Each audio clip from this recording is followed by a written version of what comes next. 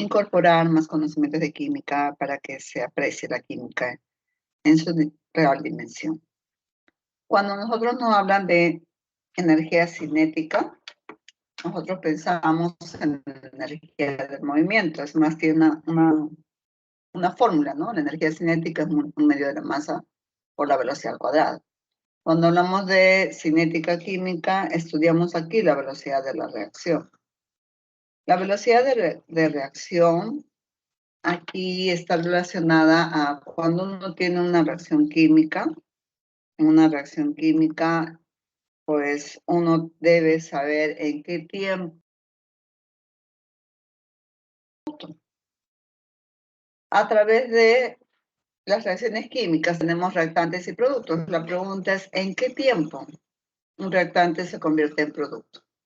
Cuando una persona está con acidez y se toma un Milanta o un sal de Andrews, el alivio es inmediato, porque la velocidad de reacción es instantánea.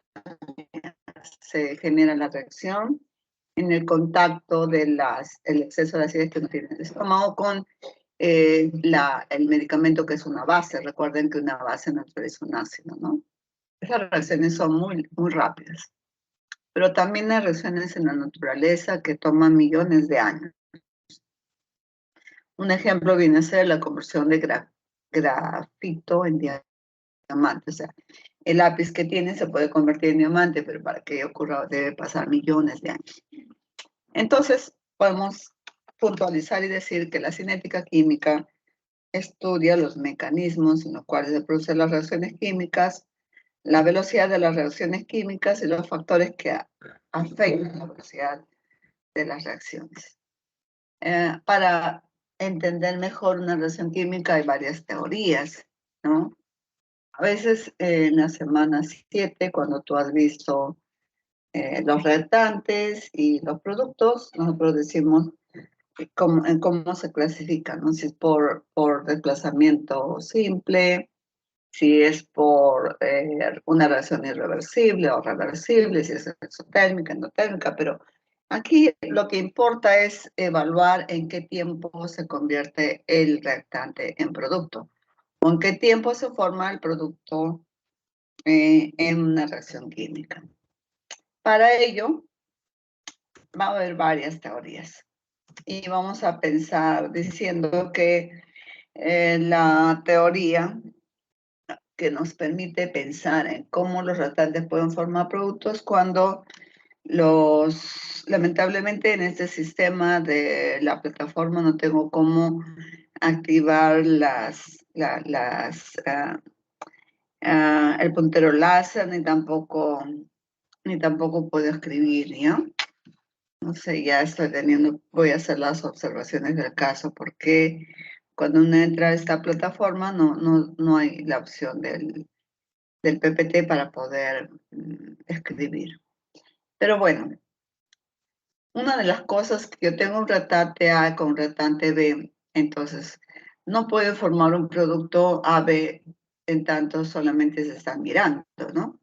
Hay una teoría que nos dice que los reactantes deben colisionar, que esta colisión que tienen debe tener una orientación apropiada, ¿no? Ya les voy a indicar con las diapositivas.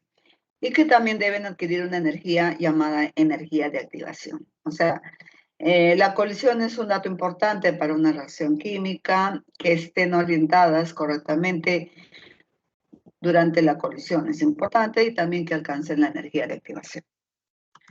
A ver, según las teorías de las colisiones, por ejemplo, aquí nosotros vamos a tener el reactante hidrógeno con el yodo. Aquí tienes un par de átomos de hidrógeno, la molécula de hidrógeno con la molécula del yodo. Pero ellos colisionan con una energía tal que se rompen los enlaces, pero se forman nuevos enlaces. Por ejemplo, hidrógeno aquí se pone en contacto con el yodo y luego se separan, ¿no? Entonces te forman dos moléculas de yoduro de hidrógeno. Esa es una colisión efectiva. Pero ¿qué ocurre cuando la colisión no es efectiva? Por ejemplo, vamos a tener aquí que chocan en forma esta horizontal y esta vertical. Entonces, Estos dos átomos de hidrógeno no pueden integrarse a un solo átomo de yodo. Esta colisión no es efectiva porque la orientación no es adecuada. Entonces me preguntan, ¿todas las colisiones son efectivas para formar la reacción? La respuesta es no.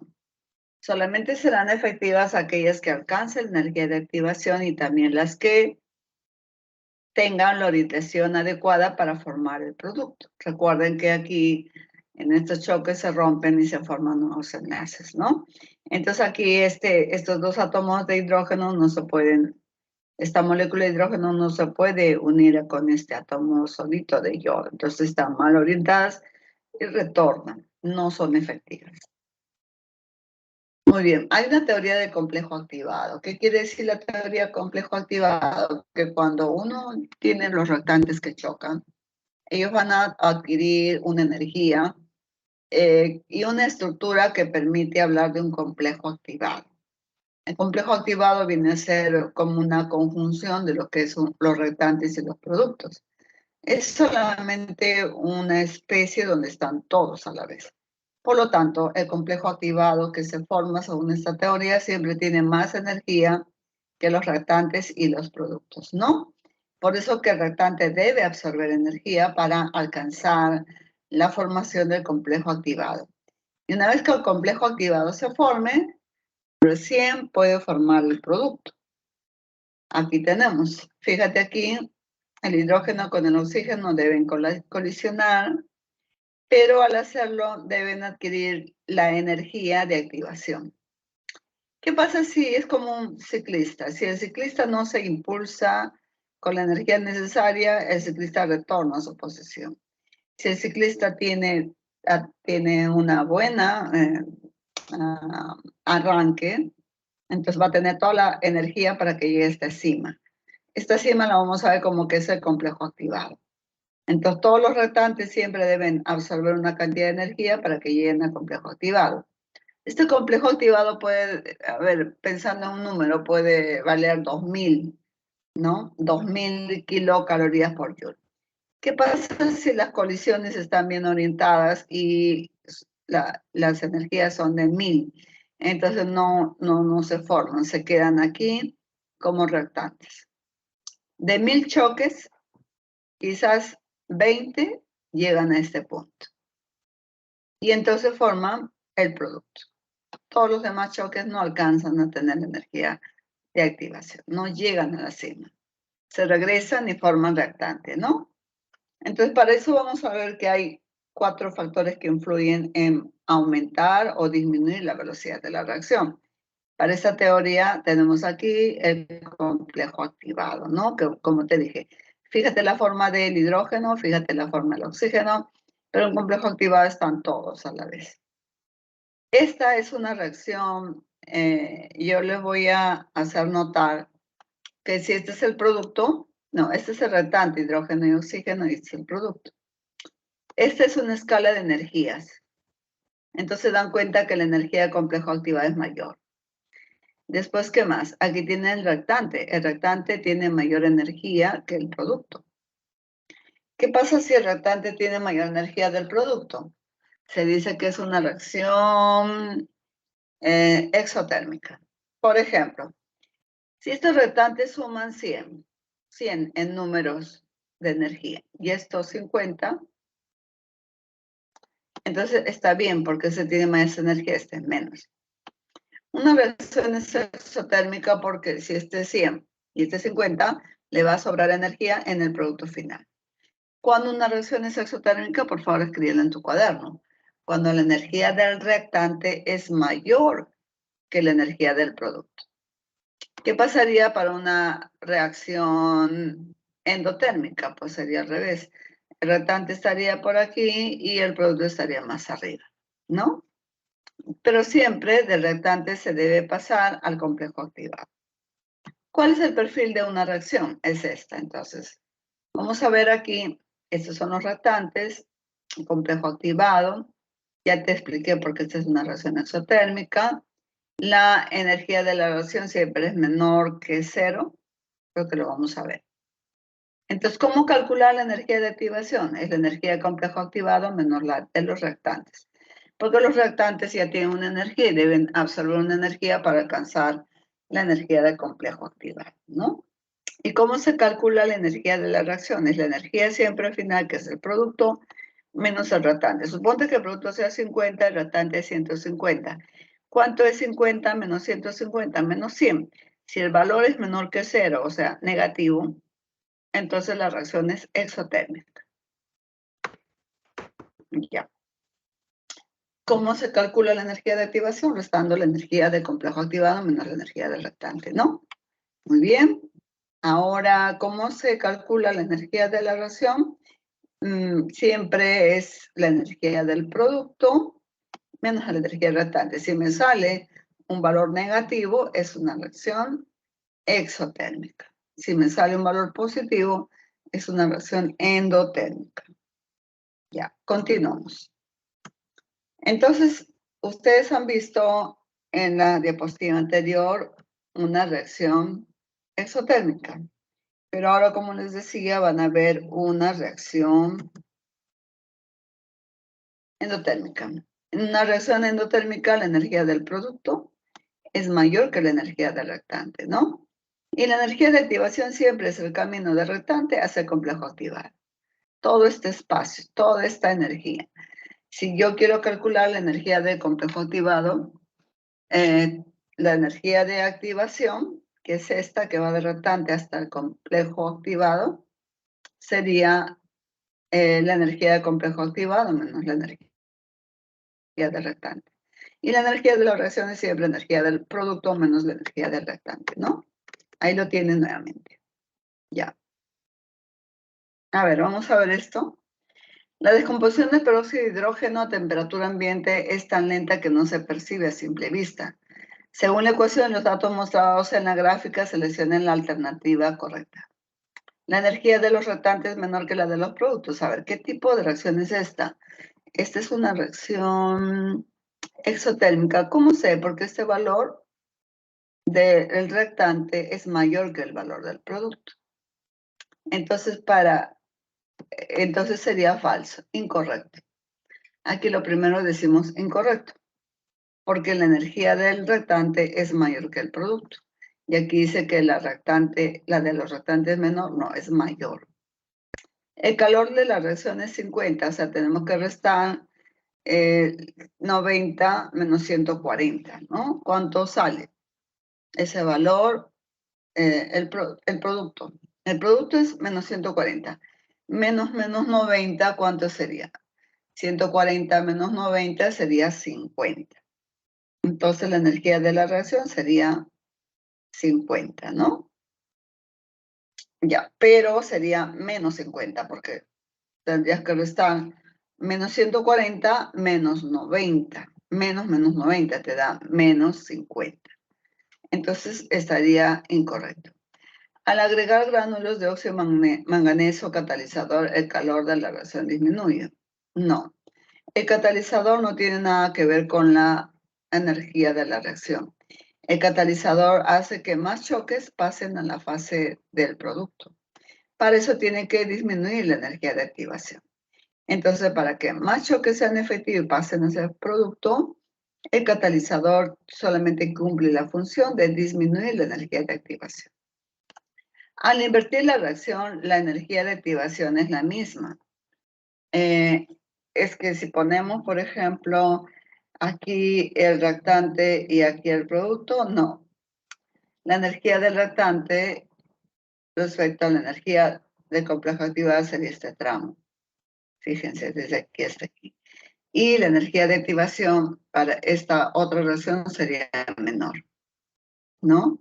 De reactante hacia la cima. Y en este caso sería de reactante, si es que invierto la reacción hacia la cima, es mayor.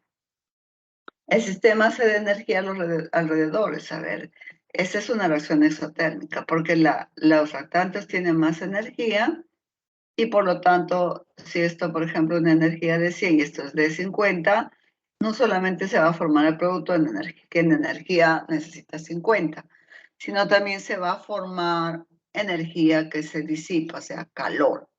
Por lo tanto, la respuesta sería la E. Muy bien. Ya, vamos a continuar. La velocidad de la reacción estudia el cambio de la concentración. Este triángulo quiere decir cambio, este corchete quiere decir concentración. La concentración se mide en moles por litro, ¿no? Puede ser de los reactantes o puede ser de los productos. A ver, vamos a ver. Es que los reactantes se van a convertir en productos. Por eso aquí, si tú, esta línea celeste es como a medida que pasa el tiempo, el reactante se convierte en producto, pero cuando llega al final, el reactante ya no existe, porque en su momento, en su reemplazo existe el producto, porque el reactante dejó de existir. Pero ¿qué pasa en un principio con el producto? En un principio el producto recién empieza a formarse y a medida que pasa el tiempo el producto va aumentando, ¿no? Entonces, si yo digo, ¿cuál es la concentración del producto? Conforme pasa el tiempo, cada vez aumenta. Pero en el caso de los reactantes, más bien lo contrario, ¿no? Más tiempo que transcurre, menos reactante. Por eso podemos reemplazar aquí, decir, la velocidad de la reacción también se puede medir como la concentración en un tiempo 2 menos la concentración en un tiempo 1. Por ejemplo, aquí tengo el producto, ¿no? Que está aquí. Yo tengo esta concentración del producto, suponte que sea 10 en el tiempo de 50 segundos. Y en el tiempo de 20 segundos yo tengo 5. Entonces es la energía, la cantidad 10 menos 5, 5. Y aquí el tiempo que ha pasado de repente son 20 segundos, entonces aquí yo tengo para evaluar la velocidad de la reacción. Pero también se puede evaluar en función al reactante. Pero te das cuenta que el reactante disminuye. Siempre a esta concentración 2, este reactante a un tiempo 2, le tienes que restar la concentración del reactante a un tiempo 1, ¿no? Entonces tienes aquí la expresión. Pero esta concentración en el tiempo 2 es menor y en el tiempo 1 es mayor. Un valor mayor restado de un valor menor te sale negativo. Para que esto no sea negativo, aquí se pone un signo negativo y con negativo se hace positivo. ¿Cómo se llama esto? Calcular la velocidad de la reacción conforme pasa el tiempo, ¿no? Te van a dar datos, te van a dar los tiempos y la concentración, tú solamente tienes que restar la concentración, si es del producto del reactante, un tiempo 2 o tiempo final menos la concentración del reactante o el producto en un tiempo inicial, ¿no? Y entonces, así sería la velocidad de la reacción. Lo puedes calcular midiendo la concentración del producto en función al tiempo o la concentración del reactante en función al tiempo. Sin embargo, aquí este negativo es para que esta evaluación se te haga positiva. Hay una relación de estequiometría con velocidad de reacción. Por ejemplo, si tú tienes aquí A moles de A más B moles de B, que te da el producto C moles de C más D moles de D, te pueden dar la velocidad de uno y te piden la velocidad del otro reactante, te piden la velocidad del producto con que se ha formado. Entonces, para esto hay una simple precisión. Si tú quieres saber la velocidad de reacción de cada uno de ellos, en función al tiempo, porque esta es variación de la concentración en función al tiempo, variación de la concentración de B en función al tiempo, pero aquí, si te das cuenta, es prácticamente, esto es velocidad. Velocidad de A de desaparición es igual a velocidad de desaparición de B, es igual a velocidad de aparición de C y velocidad de aparición de D. Hay un detalle muy importante que tienes que fijarte aquí, que en este caso los valores son negativos para estas expresiones, ¿no? Aunque se toma el valor absoluto, pero es el simbolismo de las velocidades que con el tiempo disminuyen, que son de los reactantes, porque esto desaparece, mientras que el del producto aparece. Pero un detalle también, que el coeficiente A está sobre el denominador, coeficiente B, coeficiente C y coeficiente D. Esto es una matemática elemental.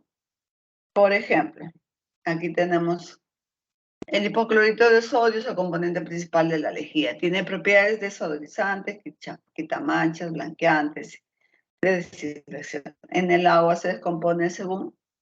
Aquí tenemos entonces, ¿cuál es la estequiometría? Digo, la velocidad del hipoclorito sobre 3. Esto va a ser igual a la velocidad del, en este caso, del clorato sobre 1. Y aquí sería del cloruro de sodio, ¿no? A ver.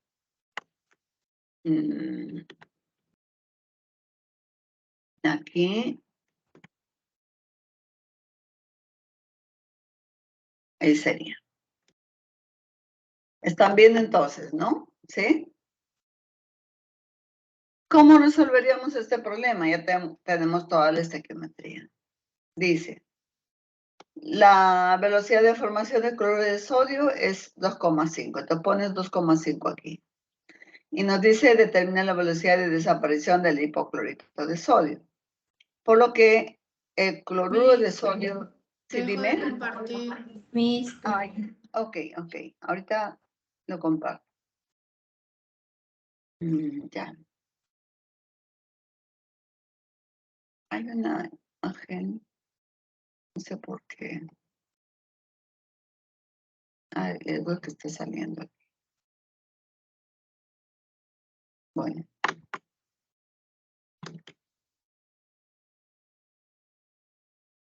¿Ahora están viendo la diapositiva? Sí. Ya, entonces miren. Ustedes tienen aquí, mejor lo voy a trabajar con él. Así sin... voy a poner aquí un cuadro. Están viendo esta reacción, miren. Ya. Ahora voy a acomodar esto. Está viendo esta reacción, ¿no? Entonces, en esta reacción que he puesto con un cuadradito, puedo poner un contorno para que vean.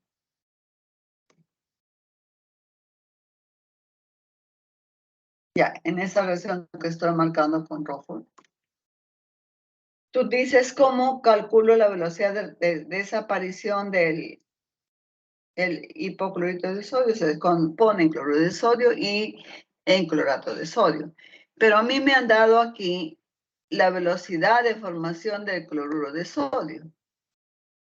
Aquí me han dado este dato, ¿no? Y me piden determinar la velocidad de desaparición del hipoclorito.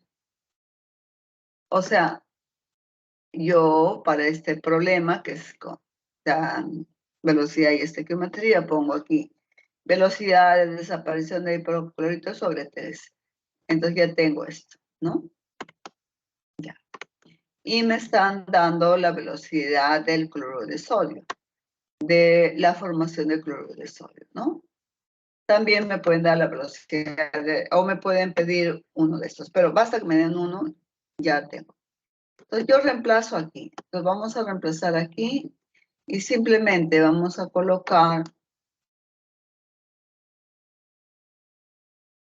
algo muy fácil.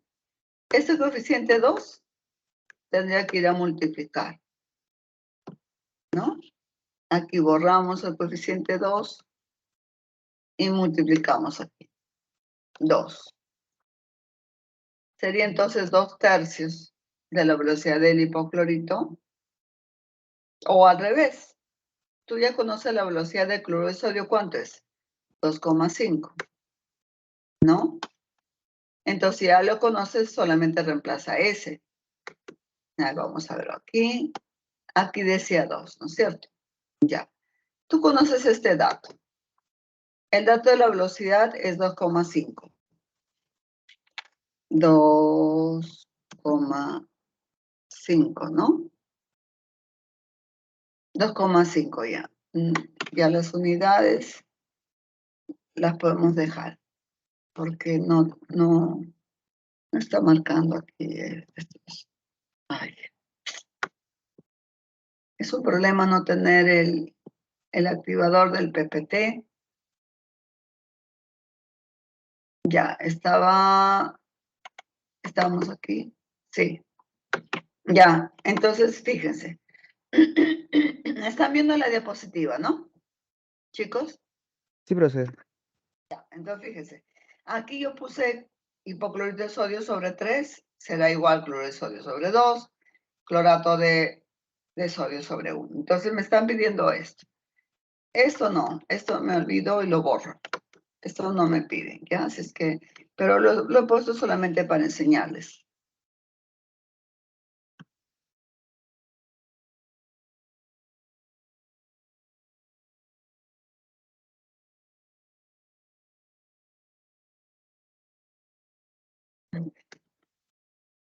A ver, es esto.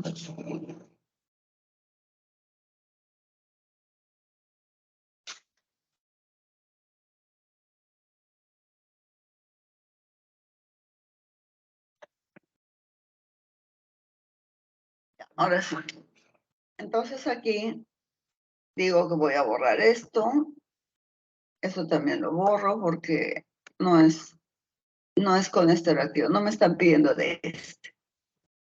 Ya, aquí dice 25. Le he puesto de cloruro de sodio, la velocidad de formación es 2,5, ¿no?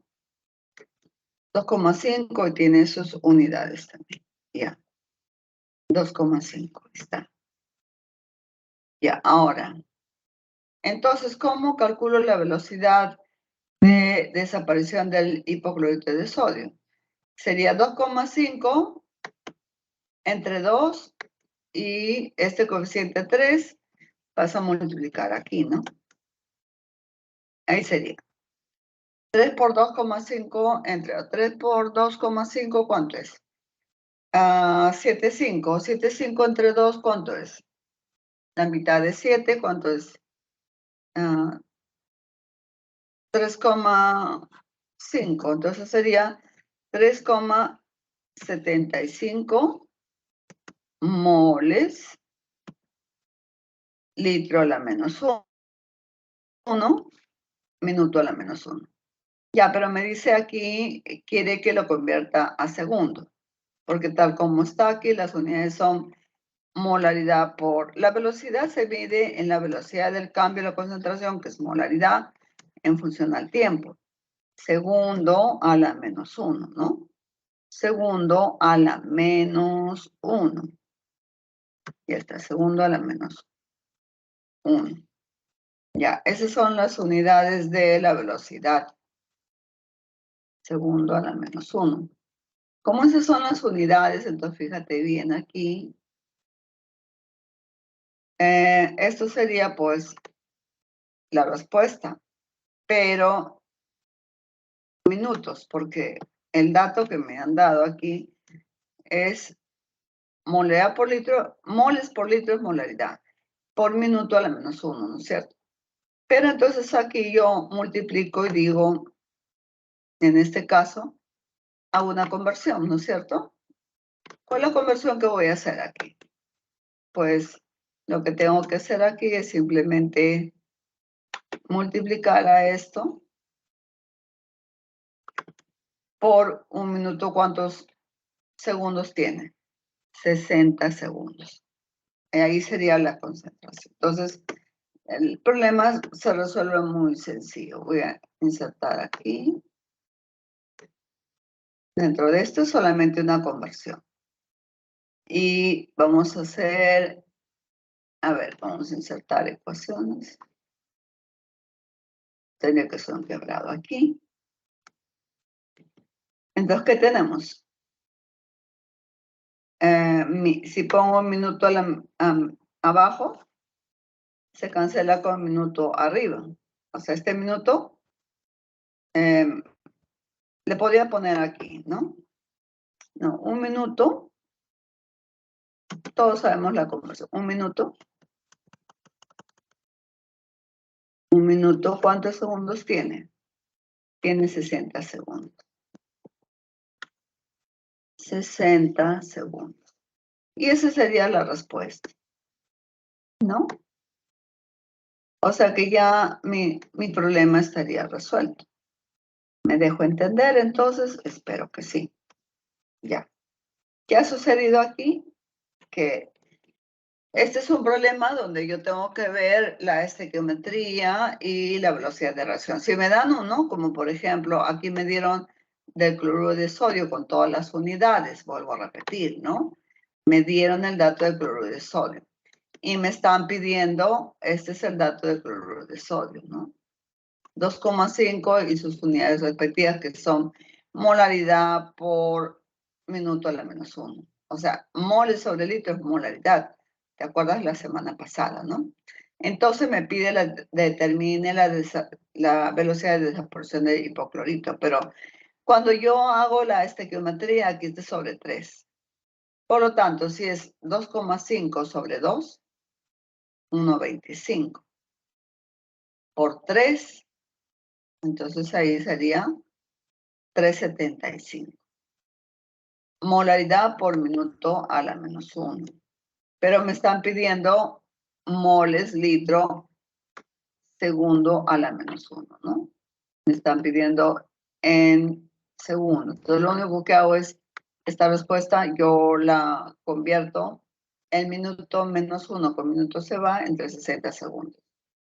3,75 entre 60, ¿cuánto les da? A ver, calculen. ¿Cuánto les da ese dato?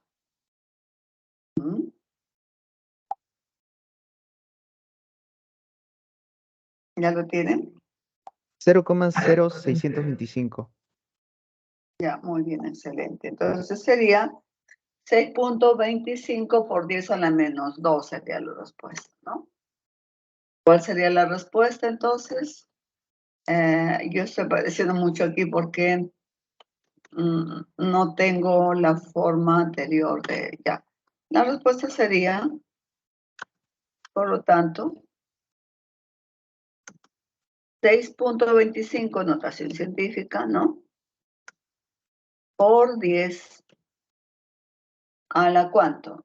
A la menos 2, porque su compañera dijo muy bien, 0,0625, pero esto es como decir 10 a la menos 2. ¿En qué unidades? Molaridad por segundo a la menos 1, ¿no? Segundo a la menos 1. Y ya tendríamos el problema, ¿no? Problema resuelto, porque molaridad es colocar moles por litro, ¿se acuerdan, no?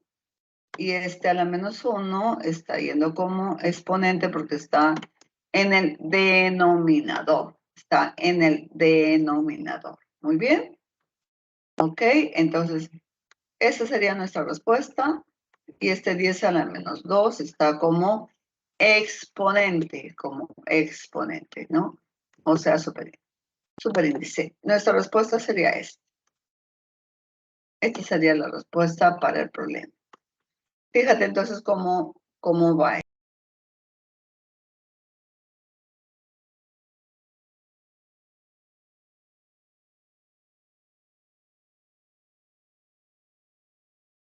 Acción, en este caso, tienes aquí, a ver, ojalá que se pueda activar.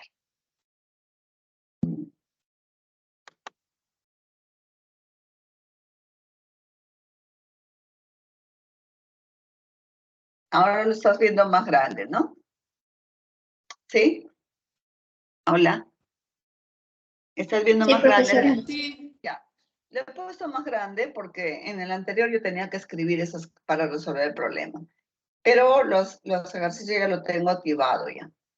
Entonces, como yo no tengo, ahora no me sale tampoco la activación de escribir, ni tampoco los colores, nada. Entonces, he invertido un tiempo más de lo que debía. Pero bueno, vamos a ir avanzando. Los factores que afectan la velocidad de una reacción son estados físicos. Por ejemplo, si yo tengo A y B en el estado gaseoso, los choques serán más efectivos. La reacción se va a llegar en menos tiempo. En el estado líquido, quizás menos, y en el estado sólido, peor. Las reacciones al estado sólido toman mucho tiempo. Otro factor que afecta la velocidad de la reacción es si por ejemplo yo tengo un líquido sólido, un sistema, una reacción donde yo tengo un líquido y un sólido, por ejemplo, ácido clorhídrico, y imagínense que tengo un vaso, 1 litro de ácido clorhídrico a 25 grados centígrados. Y en el otro vasito también tengo 1 litro de ácido clorhídrico a la misma concentración, 1 molar y 25 grados. O sea, los dos vasos están igualitos. Al primer vaso yo le lleno 1 gramo de hierro. Y al segundo vaso también 1 gramo de hierro. No ha cambiado nada, ¿no? Pero en el primer vaso la velocidad de reacción se lleva a cabo en 1 hora y en el segundo vaso en 100 horas. La pregunta es ¿por qué? ¿Pero qué ha pasado? Bueno, si tú tienes este cubo tiene 6 lados. Cuando lo divides en más cubos, más chiquititos, tienes por cada cubo 6 caras, ¿no? 6 lados, no, tiene 6 caritas, ¿no? 6 caras, 6 planos. Una, el de abajo 2, 3, 4, 5, 6. Pero si tú este cubo lo divides en 20 veces, tienes más área de contacto superficial porque tiene más superficie. O sea, por un cubo grande que lo divides en varios cubitos, aquí, por ejemplo, en este dividido en 1, 2, 3, 4, 5 y 6, entonces cada uno tiene 6 por 6, 36, lo que quiere decir, si este tiene 6, este tiene 36, cuanto más pequeña es la partícula, el área superficial de contacto es mucho más grande. Entonces, ¿por qué en el primer vaso, si la concentración era la misma, la masa de reactivo del hierro era el mismo, la temperatura es la misma, ¿por qué uno fue más rápido que el otro? Porque en el primer caso hubo mayor área superficial de contacto, que quiere decir partículas más pequeñas. Cuanto más finas son las partículas en un sistema sólido-líquido, la velocidad de reacción es más rápida. Pero si 1 gramo de hierro lo pusimos así en medio del ácido clorhídrico, evidentemente va a tomar mucho tiempo en poder interactuar esta área que es mínima comparada a esta área de superficie de contacto que es mucho más grande porque las partículas son más pequeñas. Ya, otro factor es la concentración de los reactantes. Si tú tienes menor concentración, probablemente aquí ocurrirán 2 choques efectivos. Si tú tienes mayor concentración, habrá más choques porque hay más reactantes, ¿no? Entonces, esto es un dato muy importante que nos va a derivar en una ley de la velocidad de la reacción, que en ese momento ya lo voy a decir. Pero la temperatura también tiene un factor muy importante. Cuando tú aumentas la temperatura, aumenta la energía cinética, las moléculas se mueven con mayor fuerza y entonces aquí lo que pasa es que promueve que mayor número de choques sean efectivos y que lleguen al producto final.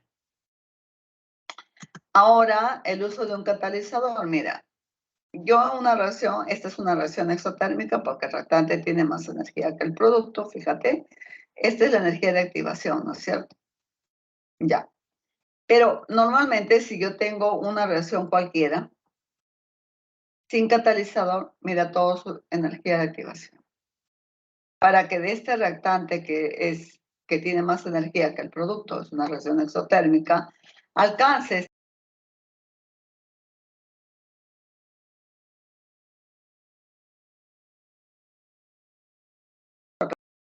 lo que hace que la energía de activación sea pequeña.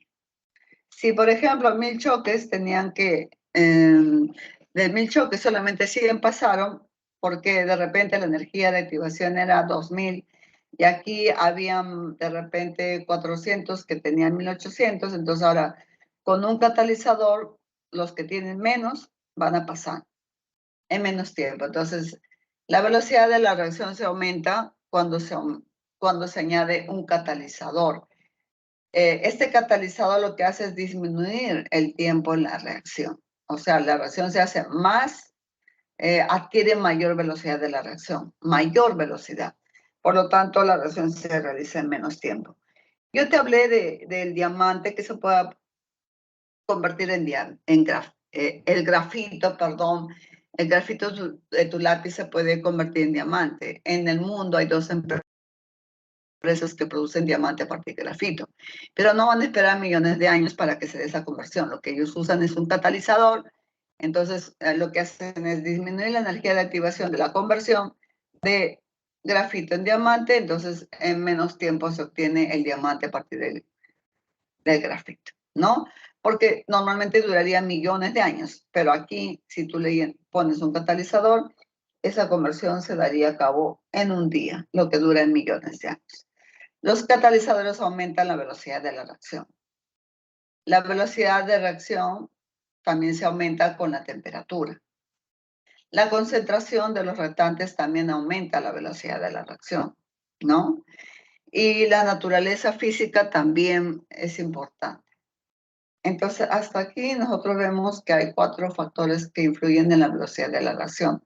La temperatura, la concentración de los reactantes, la naturaleza física de los reactantes y presencia de un catalizador.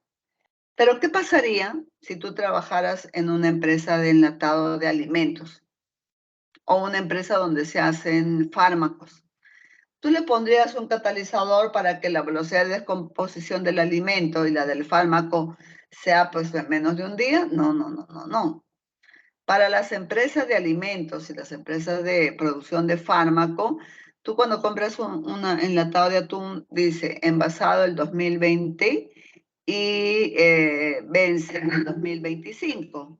Uno dice, pero ¿por qué tanto tiempo? Porque no tiene un catalizador, sino tiene un inhibidor.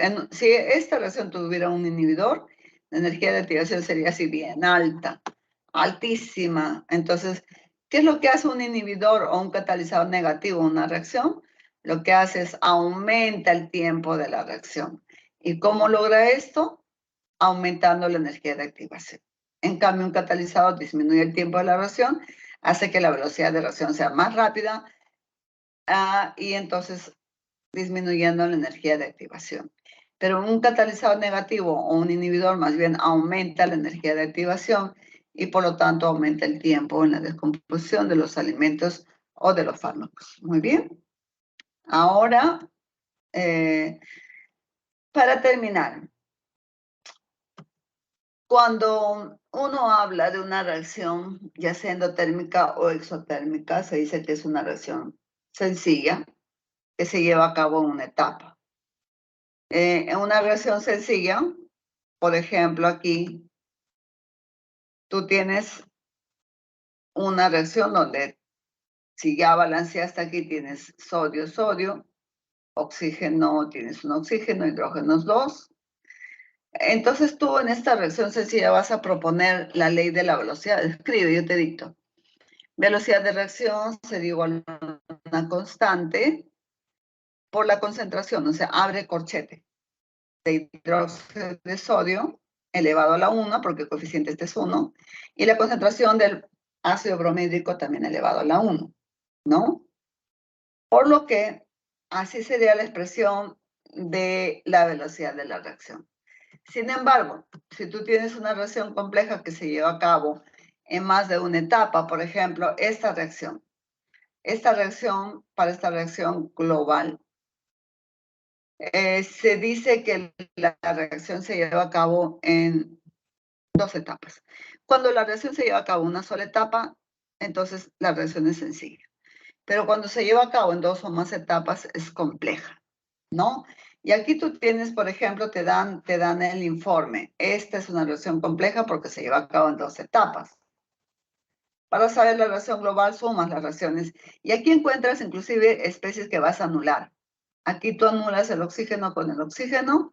A esto le llamas especie intermediaria. Porque se formó una especie que no va a salir al final en la reacción global, ¿no? Especie intermediaria. Pero hay algo muy importante. La etapa lenta es la que va a definir la cinética de esta reacción. Cuando se tome la velocidad, la ley de la velocidad de la reacción, se va a definir sobre la reacción lenta. Entonces dices, la velocidad de la reacción sería igual a la constante K por la concentración del N2O, nada más. No pondrías el coeficiente 2. Ahorita te explico mejor. La sustancia intermediaria sería el oxígeno. Este es lo que importa para una ley, es el reactante. La ley se expresa como la constante, la concentración del reactante y la concentración del producto de los reactantes. El producto no importa, aquí los reactantes son A y B, pero expresado a un exponente, ¿no? A este exponente alfa y beta se llama orden parcial. Esta es la constante de la velocidad. Cuando tú sumas alfa más beta, te da el orden total de la reacción, ¿no? Las unidades de la constante depende si es una de primero, segundo, tercero. Eso va a depender. Entonces, en una reacción sencilla, alfa y beta coinciden con los coeficientes estequiométricos. O sea, estos son, en este caso, si fuera sencilla, sería A y B. Pero si no es sencilla, es compleja, a ti te van a decir, de alguna manera, cuál es la etapa más lenta para que tú propongas la ley de la velocidad. La ley de la velocidad, ¿no? Vamos a ver aquí. Para la reacción compleja y su mecanismo. Tú tienes aquí, por ejemplo, ¿cuál sería la ley de la velocidad? Sería de la etapa 1, como ya te dije. Aquí sería, la velocidad de reacción sería una constante y la concentración de este a la 1. Pero tú estás viendo aquí coeficiente 2, lo hubieras puesto siempre y cuando te dijera sencilla. Si es sencilla, este coeficiente estequiométrico van a ir al exponente de cada reactante. Ya, aquí tenemos una reacción, una cinética. Dice la siguiente reacción sencilla. Ya, entonces lo primero que vamos a hacer es balancear. Es lo que primero que vamos a balancear. Entonces, ¿cómo sería la ley de la velocidad? Sería la velocidad de reacción sería la constante K. Aquí te están dando la constante K. La concentración del SO2 al cuadrado, 0,1 al cuadrado, y la concentración del oxígeno a la unidad. ¿Por qué? Esta sería la ley de la velocidad. La constante K. La concentración de este reactante al cuadrado, porque te dice que la reacción es sencilla. Y la concentración del oxígeno a la 1, ¿no? Cuando te dicen cuál es el orden de la reacción, dices 2 más 1, 3. Es una cinética de orden 3, ¿ya? Es una cinética de orden 3. O sea, es una reacción de tercer orden. Por eso que esta constante K va a depender, pues, de la cinética. Ya. Esta constante depende de la cinética. Muy bien. Ahora, entonces solamente es reemplazar. La velocidad de la reacción te están dando 1.2 por 10 a la menos 3, moneda segunda a la menos 1. Te están dando la concentración del SO2, 0,1 al cuadrado, y la concentración del oxígeno. Cuando no ponen nada, eso quiere decir a la 1, a la unidad, ¿no? Despejas sería, la constante sería igual, molaridad al cuadrado, molaridad a la 1, sería molaridad al cubo. Esto divide y tienes la constante, solamente matemática, ¿ya? Ok. Eso sería entonces, en este ejemplo final que te voy a dar para ya resolver los ejercicios de cinética. El ozono reacciona con el dióxido de nitrógeno para producir pentóxido de dinitrógeno y oxígeno. Y se cree que la reacción ocurre en 2 etapas. Entonces ya sabes aquí, ¿en quién te fijas para la ley? En la etapa lenta, ¿no? De acuerdo a la información dada, indique la secuencia correcta de verdad o falsedad. Esta es una reacción compleja. ¿Por qué? Porque tiene 2 etapas. Muy bien. Ahora, la velocidad de reacción estaría sujeta a la etapa lenta. Sería igual a una constante K, la concentración de ozono a la 1 y la concentración del NO a la 1. ¿Cuál sería el orden parcial del ozono? 1. El orden parcial del oxígeno, 1. Y la reacción total, ¿qué orden tiene? Es una reacción de segundo orden, porque 1 más 1 es 2, ¿no? ¿Se trata de una reacción elemental y de tercer orden? No, falso. Es una reacción compleja porque tiene 2 etapas y es de segundo orden porque he tomado la ley para la etapa más lenta. Etapa rápida se descarta. ¿El NO3 actúa como catalizador en la reacción? No, porque el NO3 se está formando. Aquí se está formando y aquí en esta primera etapa se forma, aparece y desaparece la especie intermediaria. ¿Cuándo sería un catalizador? Cuando aquí, por ejemplo, pones carbono, aquí, y luego aquí pones carbono. Entonces, carbono se cancela y ese sí es un catalizador porque estaría al inicio de la reacción. Al final se cancela. Los catalizadores no intervienen en la reacción. O sea, sirven para disminuir la energía de activación, pero no le afectan la composición química para nada en la reacción, porque así como entran, salen, se cancela. Ya. Entonces, falso. El NO3 actúa como catalizador. No, este es una especie intermediaria, porque cancelo. Para la constante, si la constante es 3 por 10 a la menos 4 y la concentración de ozono es 0,25 y el NO2 0,08, la velocidad de reacción es, aquí solamente reemplaza 3 por 10 a la menos 4 por 0,25 por 0,08, cada uno a la 1, ¿no? Entonces te sale efectivamente 6 por 10 a la 6.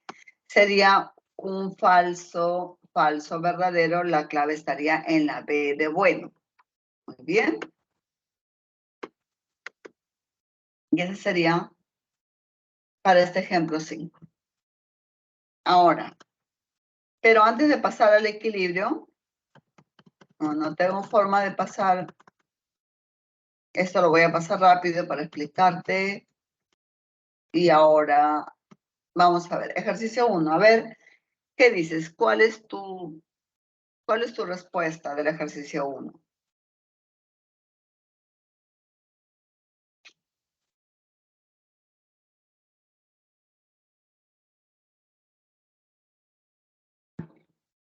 A ver, ¿quién me dice?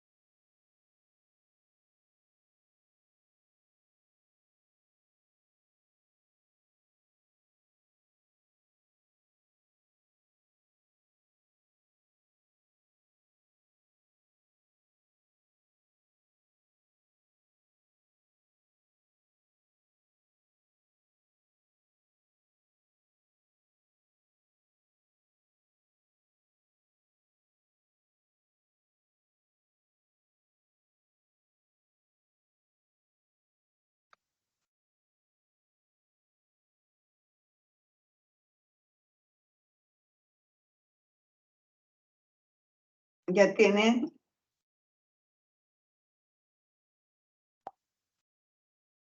¿La E, profesora? A ver, la cinética química estudia la velocidad de las reacciones químicas, como hemos dicho. Hay dos grandes teorías que intentan explicar la cinética de las reacciones químicas, ¿no es cierto? La teoría de colisiones, basada en las colisiones entre reactantes, y la teoría del estado de transición, centrada en la formación de una especie intermedia de corta duración, denominada complejo activado. Con respecto a la cinética química, seleccione cuáles de las siguientes proporciones son correctas. La velocidad de desaparición de los reactantes está en función, en cambio, del cambio de su concentración por unidad de tiempo, correcto. Claro, porque el reactante con el tiempo cambia, disminuye conforme pasa el tiempo. Y el producto también sería, en el caso del reactante, está bien la velocidad de desaparición, porque el reactante desaparece. Mientras que podría decir la velocidad de aparición del producto está en función al cambio de su concentración por unidad de tiempo, también correcto, ¿no? Entonces aquí la velocidad de reacción es la variación de la concentración del reactante en función al tiempo, y si es del producto sería variación de concentración del producto respecto al tiempo. Lo único que cambia es el signo, ya que te dije para que sea positivo le pones un negativo aquí. Según la teoría de colisiones, todos los choques entre sustancias reactantes generan los productos de la reacción. Falso. Tienen que ser aquellos choques que alcancen energía de activación y que también tengan la orientación adecuada, como ya te había explicado, ¿no? Ahora, el complejo activado presenta mayor energía con respecto a la de los reactantes, con respecto a la de los productos. Muy bien, porque el complejo activado, como su propio nombre lo dice, es un complejo que tiene de ambos. Si los reactantes tienen una cantidad de energía y los productos también, entonces el complejo activado que tiene de esos dos, tiene siempre más energía que los reactantes y más energía que los productos. Esa es la cima que hay que alcanzar para llegar al complejo activado. Por lo tanto, ¿es correcto? Muy bien. La respuesta de las alternativas correctas vendría a ser la E. Muy bien. Ya. Pregunta 2. A ver, chicos. La pregunta 2 ya está colocada aquí. El trióxido de azufre, ¿se acuerdan que les hablé de la estequiometría, no? Porque aquí hay una corrección. Aquí les habían dado una alternativa, pero primero vamos a balancear la reacción. Se parece a la misma reacción, pero tiene otra connotación. Ya, dice, el trióxido de azufre es una sustancia intermediaria en la formación de la lluvia ácida. Su formación en la atmósfera puede generarse por la reacción del dióxido de azufre con el oxígeno del aire, representado por la siguiente ecuación. Aquí tú tienes anhídrido sulfuroso más oxígeno, anhídrido sulfúrico.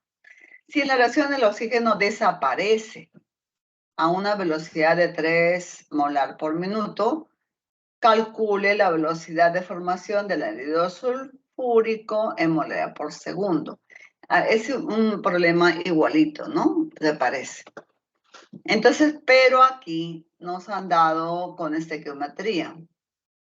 Entonces, en la estequiometría decimos 2, 1, 2.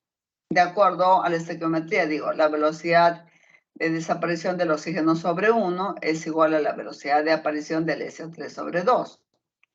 Entonces, realizando el dato, reemplazo, velocidad del oxígeno es 3 molar por minuto, pero me dice, quiero que lo calcules en segundos. Entonces yo digo, un minuto tiene 60 segundos. Pero esta velocidad de molaridad expresada en segundos, ya lo convierto, pero entre 1. Y la velocidad del SO3 sobre 2. Esto pasa a multiplicar aquí, ¿no? Todo esto 3 entre 60 nos da 0,5. Pero 0,05, pero multiplicado por 2, porque esto pasa a multiplicar aquí, sería 6 entre 60 y nos quedaría 0,1. 0,1 sería 1 por 10 a la menos 1. Entonces la respuesta aquí sería la D, ¿ya? Un lapsus, yo no lo puedo borrar aquí. Entonces ya saben, la respuesta es la D. A ver, vamos a ver la pregunta 3, como quien tenemos aquí más claro el panorama. Es que no sé, creo que se está abriéndose otras cosas que no quiero que... Ya, ahora sí.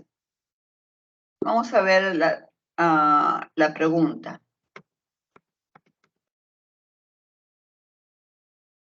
La pregunta no me deja cambiar.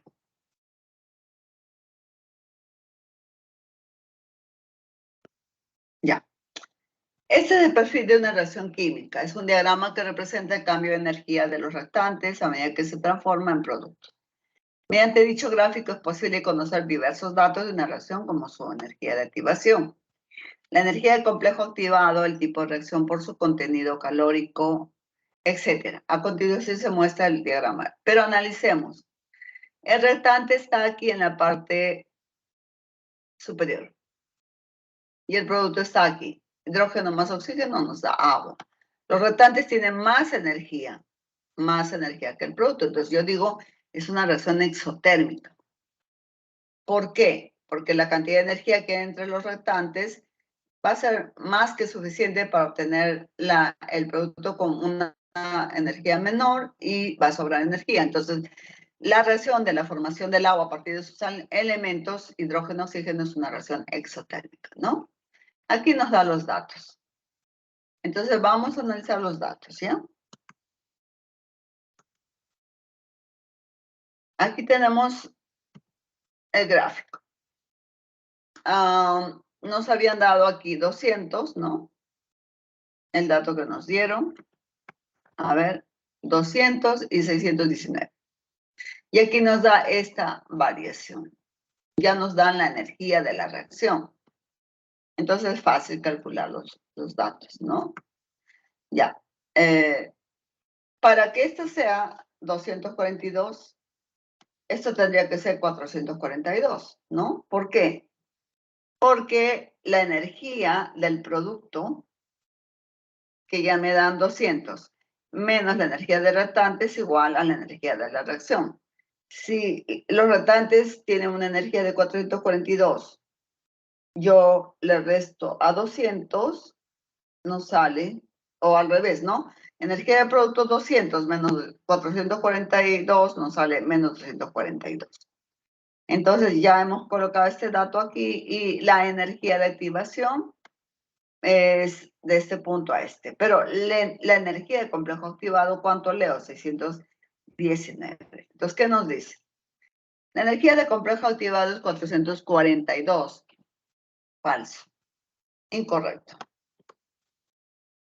442 es la energía del reactante, ¿no? No es la energía del complejo activado. La energía del complejo activado, aquí lo leo, 619 kilojoule por mol. La reacción es endotérmica, en el cual se absorbe 242 kilojoule por mol. Falso. La reacción es exotérmica porque el reactante tiene más energía que el producto, entonces le va a sobrar la energía como calor. Es una reacción exotérmica. Falso. La reacción es exotérmica.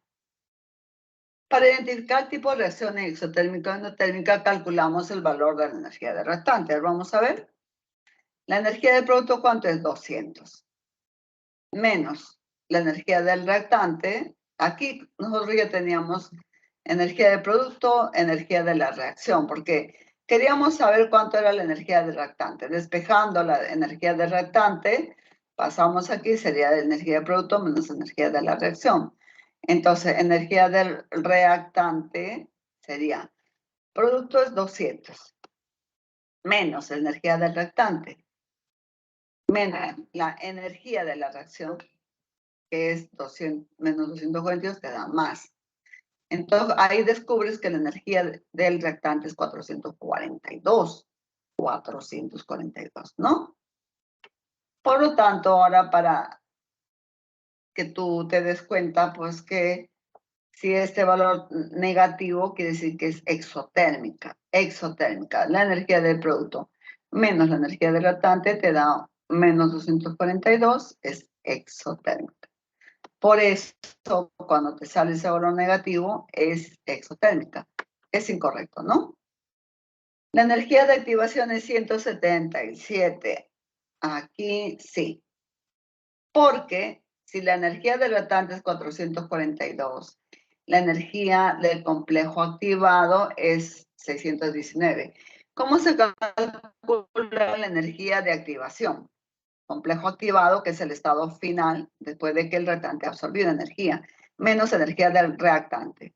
Complejo activado 619 menos 442, entonces la energía de activación es esta magnitud pintada de color azul. Es 177 kilojoule por mol. Por eso que la respuesta correcta es la C.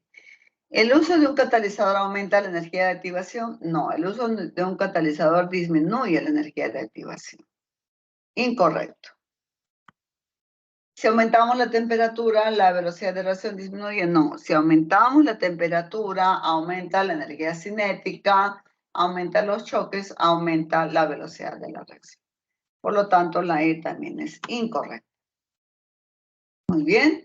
Ahí para que analicen con los valores que les han dado, ustedes pueden deducir, la energía de complejo activado es una.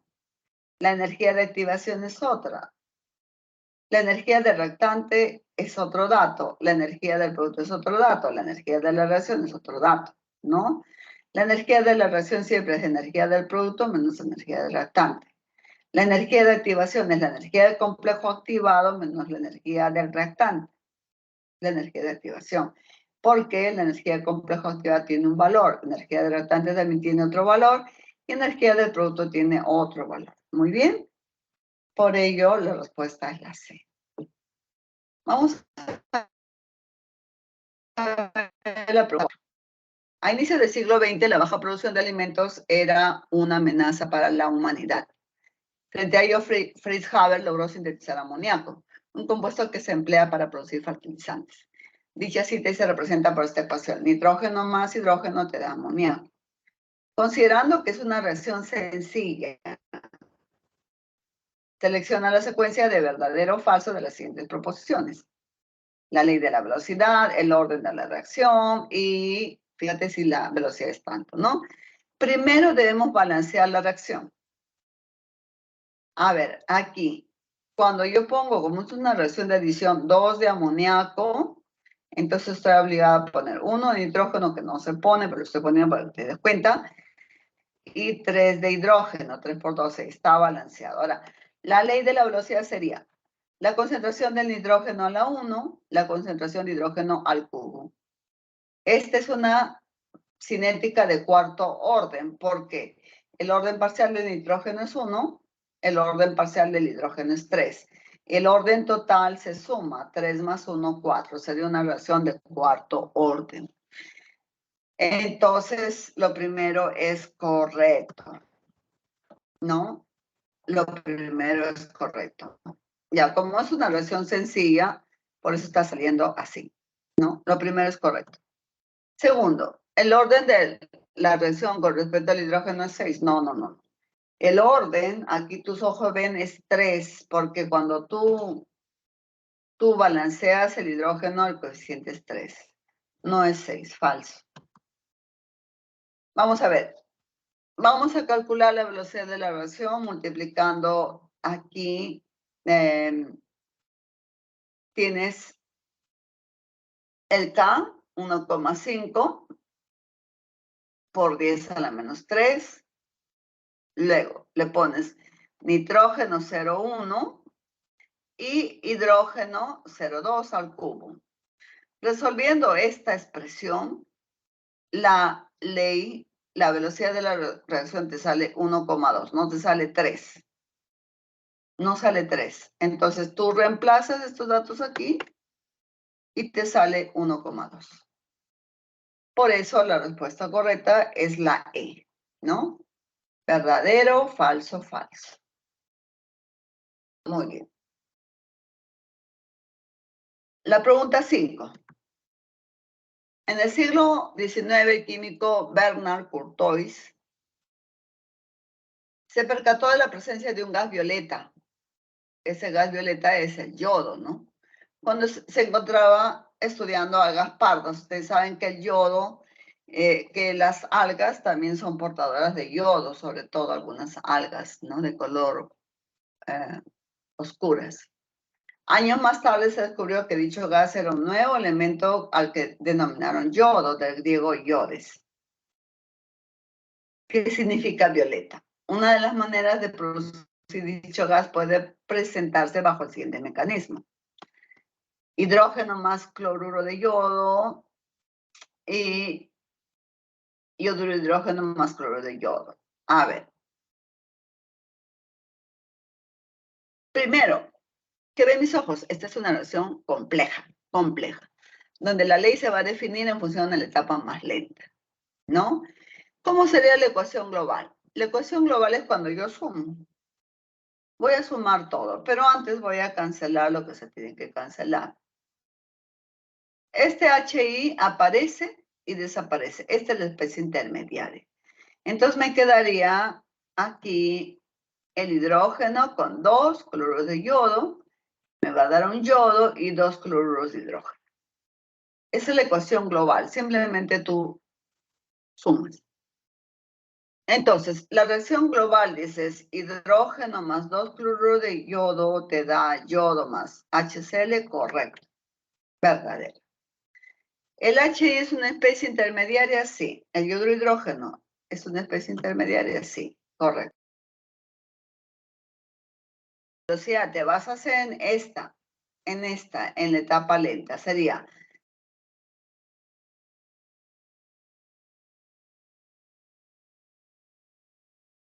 una reacción de segundo orden.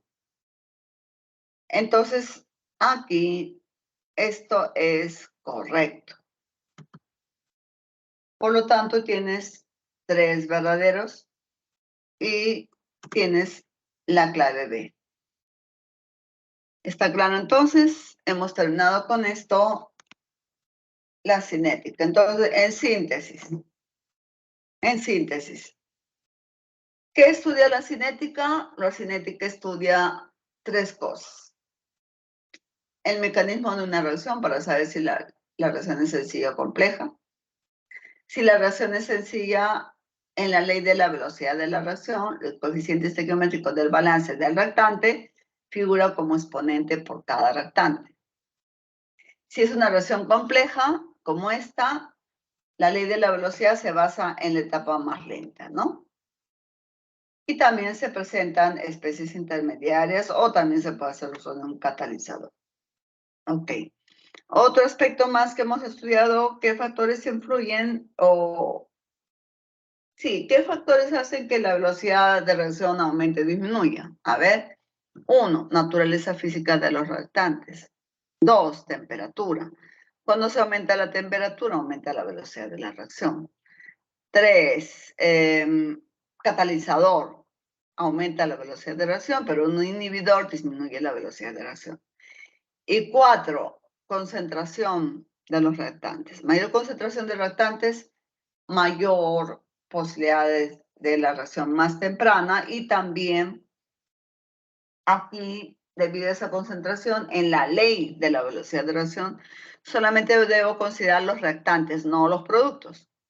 No los productos, ¿no? Para la ley de la velocidad de la reacción, se considera el producto de la concentración de los reactantes elevadas a los exponentes, cuyos valores dependen si es una reacción sencilla, será igual a los coeficientes estequiométricos, y si es compleja ya nos van a dar la idea o me van a dar el mecanismo, ¿no? Ahora vamos a ver el siguiente tema, que tiene que ver con el equilibrio químico. Vamos a empezar entonces aquí viendo el equilibrio químico.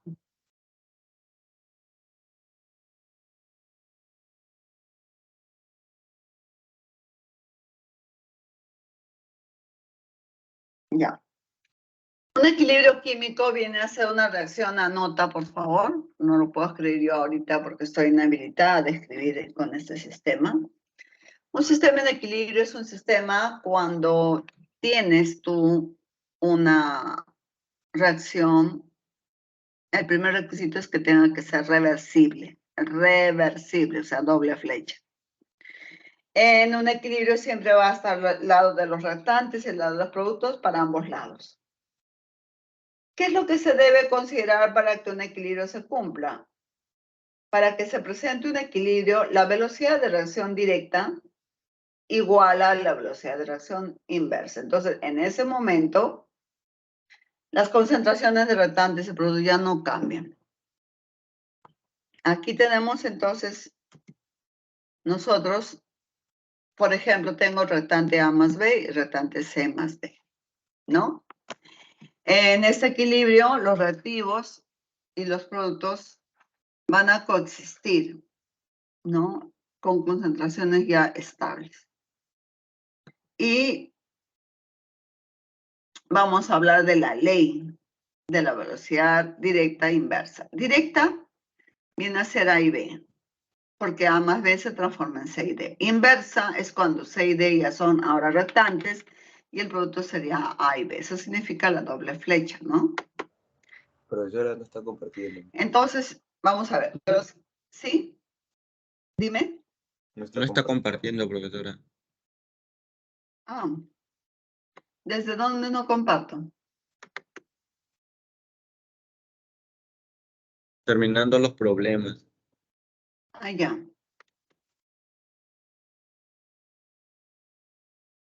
Ya. Les decía que un equilibrio viene a ser un sistema en una reacción química que va a cumplir dos condiciones. Uno, que sea reversible, derecha e izquierda. O sea, que los reactantes me generen producto, en un momento el producto a su vez se comporte como reactante y nos va a dar la otra. Son dos reacciones en uno. Y cuando se habla de un equilibrio, cuando la velocidad de una reacción se iguala a la velocidad de la otra. Entonces, aquí ambos existen simultáneamente un equilibrio. A y B son los reactantes de la velocidad de reacción directa, la que está con celeste. Y C más D, que ahora son productos, llega un momento que ahora ellos son reactantes de la reacción inversa. Vamos a poner, según la ley de la velocidad, ¿cómo escribimos de A? Sería, la velocidad de reacción de A, de la primera reacción directa sería K1 por la concentración de A y la concentración de B. ¿Y cómo sería la ley de velocidad de la reacción inversa? Sería la velocidad de reacción sería una constante, la concentración de C por la concentración de D, ¿no es cierto? Aquí tenemos eso. Porque para expresar el equilibrio. Para la velocidad de reacción 1, ya les digo, la ley de la velocidad sería constante de esta reacción por la concentración de A y B. Para esta otra sería constante de esta reacción que va de inverso y la concentración de los que están favorecidos dentro de los productos, ¿no? ¿Ya está? Ahora vamos a igualar esto, ya se igualó. Ahora, yo quiero pasar K2 sobre K1. Pero aquí, digo, K2 se pone debajo de K1, ¿no? Y aquí arriba, respeto C, D y abajo AB, porque si yo pongo este K2 divide a K1, este AB va a dividir a CD. Entonces me doy cuenta que en esa constante de equilibrio, lo que está a la derecha siempre va a aparecer en el numerador y lo que está a la izquierda aparece en el denominador. O sea, hay que estar muy claros en esto. El equilibrio químico, entonces, es un sistema donde ahora yo tengo los coeficientes A, B, C, D. Aquí no importa si la reacción es sencilla o compleja, aquí esos coeficientes sí se van a poner sí o sí, ¿no? Vamos a ver aquí, por ejemplo, la constante de equilibrio puede ser expresada como Kc o Kp. Este es un equilibrio homogéneo. ¿Qué pasa si todo el reactante A, B, C y D son sólidos? Es homogéneo. ¿O qué pasa si A, B, C y D son líquidos? Ahí es homogéneo. ¿O qué pasa si A, B y C, D son gases? Entonces es homogéneo. Cuando todas las sustancias que participan están en el mismo estado de agregación, son equilibrios homogéneos. Entonces yo diré la concentración de C elevado a la C por la concentración de D elevado a la D, porque esta derecha se pone en el numerador, entre la concentración de A elevado a la A y la concentración de B elevado a la B. ¿Qué otra unidad más existe? El Kp. Pero Kp viene a ser el equilibrio, pero para gases, ¿no? Porque las unidades son de lo que viene a ser la presión parcial, y también las unidades que se usan son atmósferas, o sea, mediciones de gases. Pero siempre en el numerador queda el dato del representante del producto de la reacción directa, C elevado a la C, D elevado a la D, y en el denominador sería la presión parcial de A a la A por la presión parcial de B a la B, ¿no? O sea, quiere decir que ahí ustedes tienen que ver que lo que importa en esta expresión es la constante de equilibrio, que puede ser Kc o Kp. Ya. Hay una forma de convertir también el Kp en Kc y viceversa. Si yo tengo, por ejemplo, ya el Kc y me dicen, encuentra el Kp. Bueno, Kp es igual a Kc RT a la delta de N. R es la universal, es la constante universal de los gases. La temperatura es una temperatura que nos dan en Kelvin. Y la variación de temperatura siempre es las moles del producto menos las moles del reactante. O sea, C más D menos A más B, ¿no? Bueno, hay dos tipos de equilibrios. Homogéneo, cuando todos están en su mismo estado de agregación. Y en la expresión Kc y Kp todos aparecen. Kp solamente es para gases, ¿ah? Ya. Basta que ahora, un equilibrio heterogéneo, ¿cuándo es? Cuando uno de ellos es sólido o uno de ellos es líquido, por ejemplo, ¿no?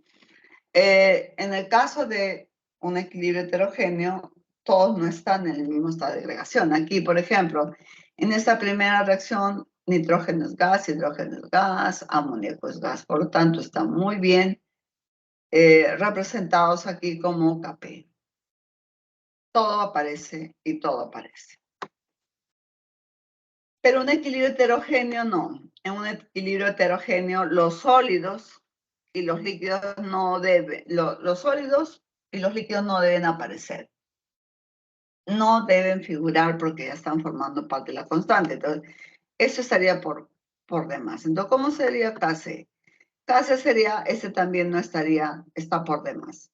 Concentración del SO2 elevado al cuadrado sobre la concentración del oxígeno elevado al cubo.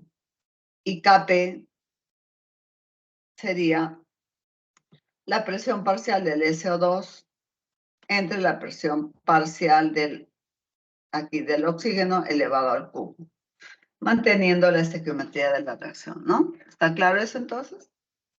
Ya. Entonces, en este ejercicio, por ejemplo, generalmente en un sistema cerrado las reacciones son reversibles, de manera que se encuentran en equilibrio. Al respecto, seleccione la secuencia correcta de verdad o falsedad. Verdad o falsedad, según corresponda. Se alcanza el equilibrio químico cuando la concentración de reactivos es igual a la concentración de producto. Falso. No. Aquí pones falso. El equilibrio se alcanza cuando la velocidad de reacción directa iguala a la velocidad de reacción inversa.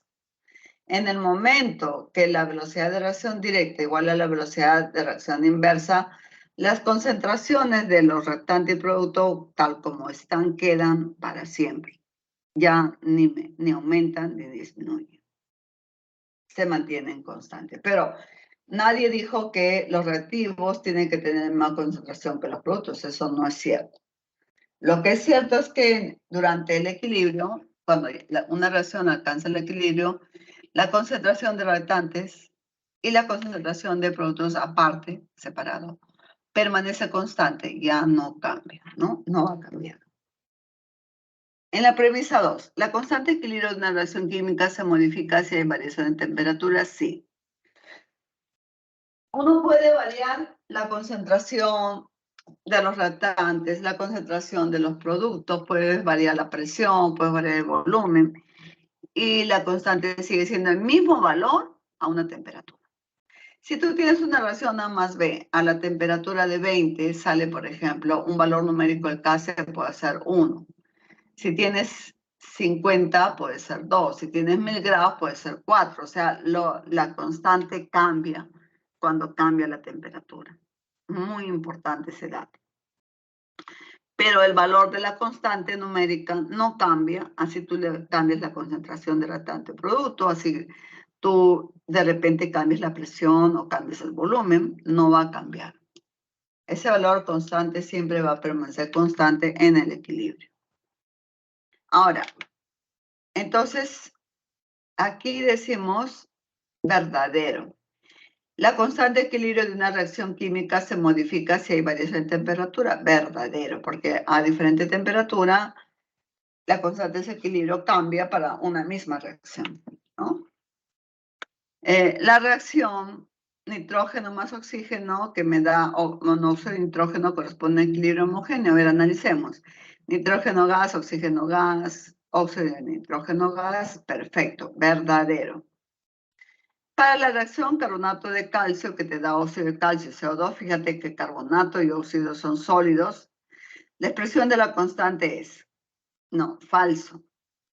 La expresión sería solamente la concentración del CO2, no del óxido de calcio ni del carbonato, porque el óxido de calcio es sólido y el carbonato es sólido. Entonces, cuando en una reacción en equilibrio, para la expresión no se considera la sustancia que está como sólido o como líquido puro. No lo debes colocar.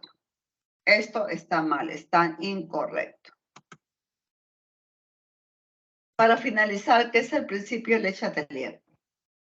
El principio de Le Chatelier es el principio de la contradicción. Por ejemplo, si tú estás en un país donde la temperatura está bajo cero, no vas a salir a pasearte pues con sandalias y con un short y un polito, ¿no? Tienes que hacer todo lo contrario del frío, tienes que ponerte ropas que sean abrigadoras. Si tú estás en el desierto Sahara, no te vas a tomar un café hirviendo. Más bien te tienes que tomar un café helado. ¿Eso para qué? Para restituir el equilibrio. El principio de Le Chatelier es un principio de la contradicción para la compensación. O sea, no tengas mucho problema. Eso que te acabo de decir es algo muy lógico, como lo que digo. Si un estudiante de la universidad se desaprueba un curso, ¿qué es lo que tiene que hacer para el próximo año? Hacer lo contrario a lo que no hizo. ¿Qué fue lo que no hizo? No estudió. ¿Qué va a hacer ahora? Estudiar. O sea, son acciones contrarias para compensar el equilibrio. Entonces, aquí el equilibrio se va a desplazar. Cuando aumenta la concentración, disminuye la concentración. Lo puedes ver y puedes tomarle aquí un planchazo, una captura de imagen, ¿ya? Pero yo te voy a explicar con un ejercicio, a ver, ¿cómo es la contradicción para la compensación? A ver, fíjate. El cloro puede obtenerse por oxidación del cloruro de hidrógeno en estado gaseoso. Este es un equilibrio homogéneo. Aquí hay 4 más 1, 5 moles. 2 más 2, 4 moles. Esta es una reacción exotérmica, porque la entalpía sale negativa, ¿no? O sea, quiere decir que el calor está al lado de la derecha, del lado del agua más el cloro. Seleccione la acción que debe realizar para aumentar el rendimiento del proceso. O sea, ¿qué cosa queremos obtener? El cloro. Queremos que la flecha se vaya hacia la derecha.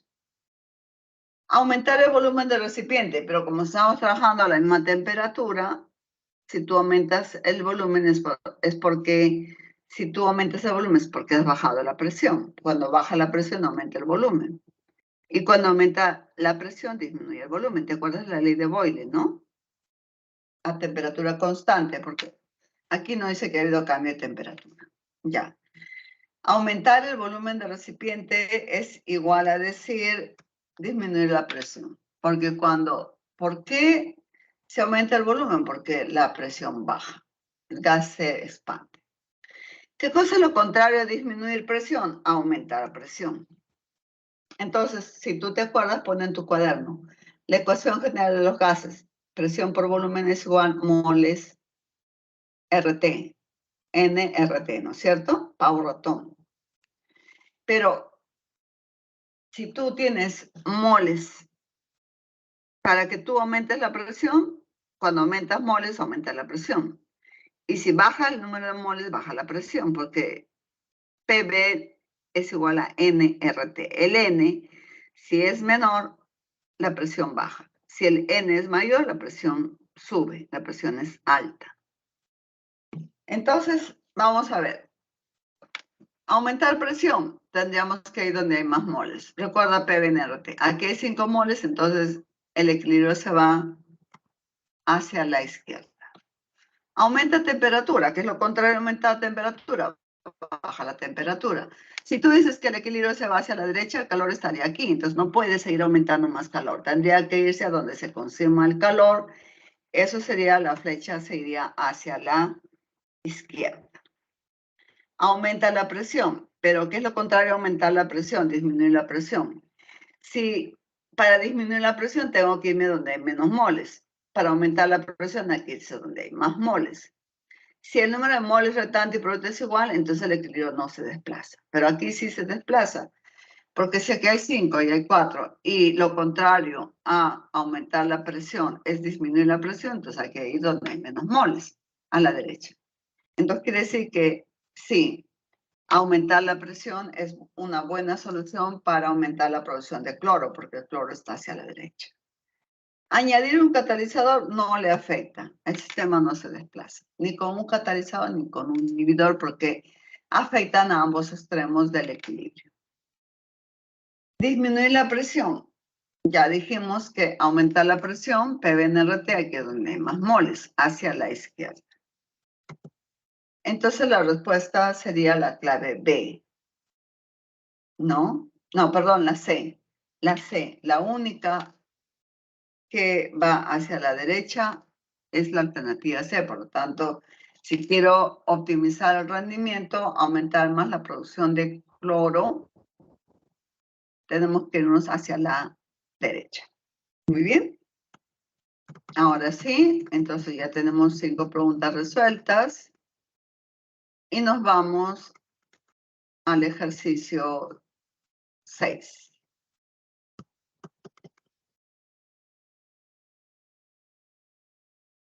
El equilibrio químico permite predecir condiciones de presión, temperatura y concentración para aumentar el rendimiento de una reacción química.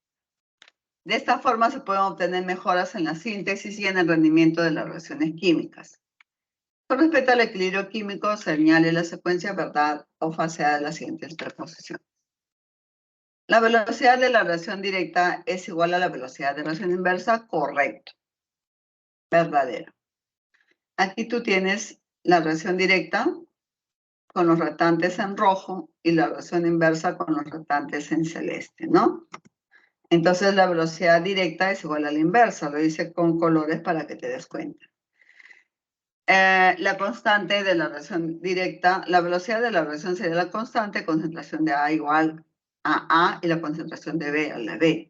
Para la reacción inversa sería una nueva constante, concentración de C a la C, concentración de D a la D. Ahora, si nosotros ponemos la constante a un lado, entonces arriba siempre queda la expresión de la derecha, la concentración del producto de la reacción inversa y en el denominador la expresión de los reactantes. Eso queda claro, ¿no? Si hacemos que una constante entre otra constante me da la constante de equilibrio, entonces ahí la constante de equilibrio vendría a ser siempre la expresión en el numerador va el producto de la reacción directa con sus coeficientes estequiométricos y en el denominador va siempre el reactante de la reacción directa. K es la constante de equilibrio. Por lo tanto, lo primero sería correcto, ¿no? Si todas las sustancias que participan se encuentran en el mismo estado físico, se clasifica como equilibrio heterogéneo falso. Equilibrio heterogéneo es cuando basta que uno sea diferente en estado de agregación, eso es un equilibrio heterogéneo. Y si en este equilibrio heterogéneo hay sólidos y líquidos puros, no hay que ponerlo en la expresión. En esta parte de la derecha no hay que colocarlos a esos reactantes o productos. Sólidos y líquidos puros aparecen en la expresión de la constante, no aparecen. No. Falso. Tenemos un verdadero y 2 falsos. La respuesta entonces es la D. Vamos con la pregunta 7. En la pregunta 7 tenemos aquí el óxido de calcio. Se emplea en materiales de fabricación, en el procesamiento de metales, en la agricultura, en el tratamiento de aguas residuales. O sea, este óxido de calcio tiene muchas aplicaciones. Una forma de obtenerlo es mediante la descomposición del carbonato de calcio, o sea, se quema en un horno y se obtiene el óxido de calcio y el CO2. Al respecto, diga si es correcto o no. Es un verdadero. ¿Por qué? Porque el carbonato y el óxido están sólidos, el CO2 está como gas, ¿no? Muy bien. Su constante de equilibrio Kc es falso, porque el óxido de calcio, que es un sólido, y el carbonato de calcio, que es un sólido, no deben figurar en la expresión. Entonces, el valor de Kc se encuentra solamente en la concentración del anhidro carbónico, que es el gas. O sea, ¿quiénes siempre deben aparecer? Los gases, los acuosos. Y quienes no deben figurar en el extremo de la constante de equilibrio, los que no deben figurar en la expresión, no deben figurar ni los sólidos ni los líquidos puros, ¿no? Su constante de equilibrio Kp se expresa como Kp presión de CO2, correcto, porque el único CO2 que está en el numerador, que está en este caso en el producto de la reacción, aparece solito, por lo tanto es correcto, ¿no? Kp es igual a la presión del CO2. Y en función a esto, la respuesta correcta sería la B, ¿no? Verdadero, falso, verdadero. Ya, vamos con la pregunta 8. La pregunta 8 es una pregunta de fácil. Aquí solamente hay que balancear la reacción. ¿Cómo se puede obtener? Entonces, dice el yoduro de hidrógeno es un gas incoloro usado en química orgánica e inorgánica como una de las principales fuentes de yodo y como agente reductor. Para obtener muestras de alta pureza se suelen combinar hidrógeno con yodo. Si se agrega cierta cantidad de yoduro de hidrógeno, recipiente de 2 litros, cuando el sistema alcanza el equilibrio se encuentra 1 mol de yoduro de hidrógeno, 0,5 moles de hidrógeno, 0,2 moles de yodo, determina el valor de Kp. Primero vamos a determinar el Kc, pero siempre cuando hay que balancear. No puedo dejar de balancear. Si yo pongo las ecuaciones tal cual están, estarían incorrectas. Ya. Entonces, una vez que hago el balance, ahora sí puedo decir, este es un equilibrio homogéneo, entonces sería Kc sería concentración de hidrógeno al cuadrado entre con la concentración del hidrógeno y la concentración del yodo. Pero fíjate, aquí te está dando moles, no te está dando concentración. Las concentraciones son moles por litro. Entonces, ¿qué tienes que hacer? Tú tienes 0,5 moles de yodo, de hidrógeno, pero no tienes la concentración, lo tendrías que poner sobre 2 litros. O sea, recuerda, la concentración no son moles. La concentración son moles por volumen y este volumen siempre se expresa en litros, como hemos visto la semana pasada, ¿no? Entonces, vamos a ver, para yoduro de hidrógeno sería 1 entre 2 al cuadrado. Para el hidrógeno sería 0,5 entre 2. Para yodo, 0,2 entre 2. ¿Por qué? Porque aquí solamente te están pidiendo que este es el número de moles en este volumen. Recuerda que la molaridad es moles por volumen en litros. Así que reemplazando 1 entre 2. ¿Por qué lo dividimos a todo entre 2? Porque las moles no van en la expresión, sino el corchete significa moles por litro. Aquí, moles entre el recipiente que comentan es de 2 litros, ¿no? 0,5 entre 2, 0,2 entre 2. Esto le sale 10. Pero te está pidiendo el valor de Kp. Tú sabes que Kp es igual a Kc RT a la delta de N. El Kp ya se sabe el Kc. R es la constante universal de los gases, 0.082 litros atmósfera mol Kelvin. La temperatura es de 698 Kelvin, o sea, que están dando ya los datos para reemplazar. Y el delta de N es, ¿cuántas moles tienes en producto? 2. ¿Cuántas moles en reactante? 1 más 1, 2. Entonces te sale 0. Por lo tanto, el Kp es 10. Porque todo esto elevado a la 0 es la unidad. ¿Está claro entonces? La respuesta sería 10. Te está pidiendo el Kp. Pero, ¿qué hubiera pasado si esto hubiera sido 3? 3 menos 2, 1.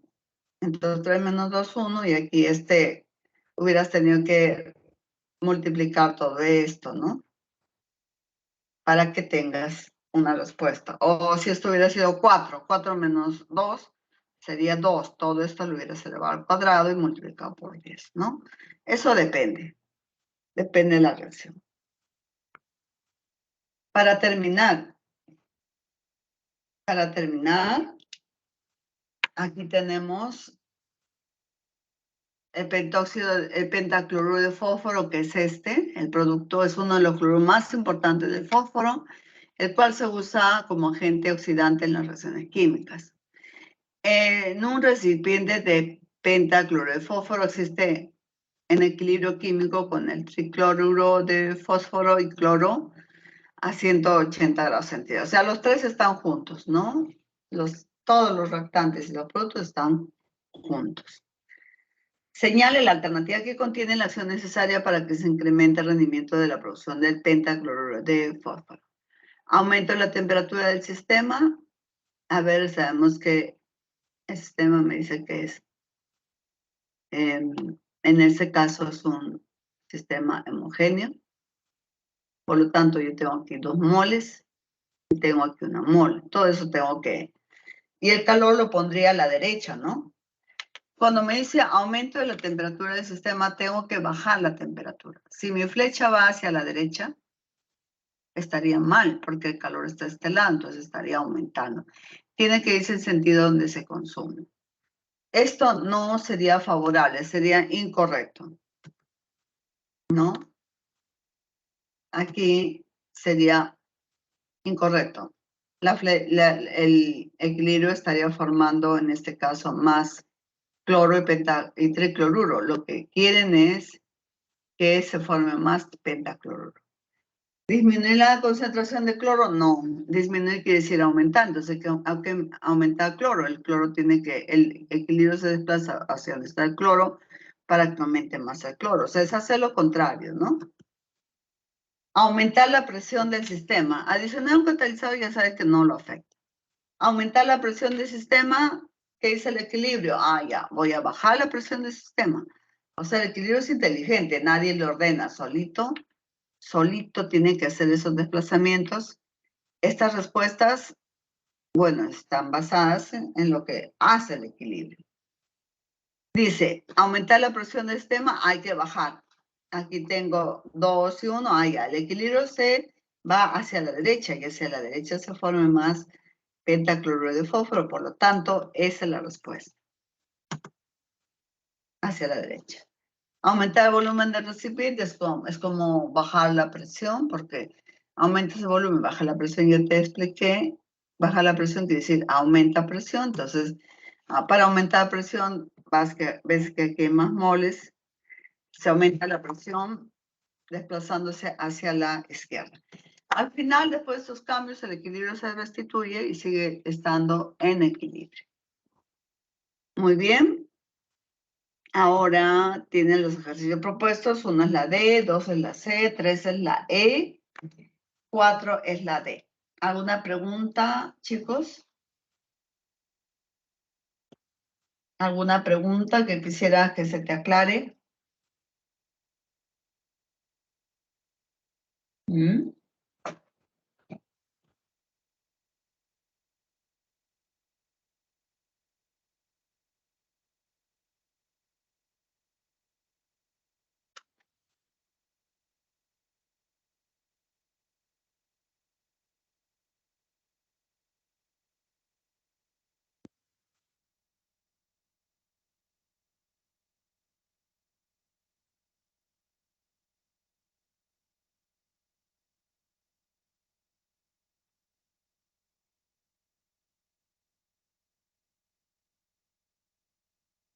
Hola.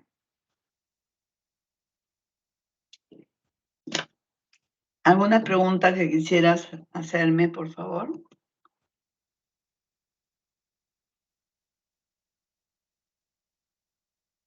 En cuanto a equilibrio, te puedo comentar lo siguiente, ¿no? A ver, vamos a ver aquí un poquito. ¿Estás viendo la diapositiva? Hola. Nos quedan unos minutos. ¿Estás viendo la diapositiva, por favor?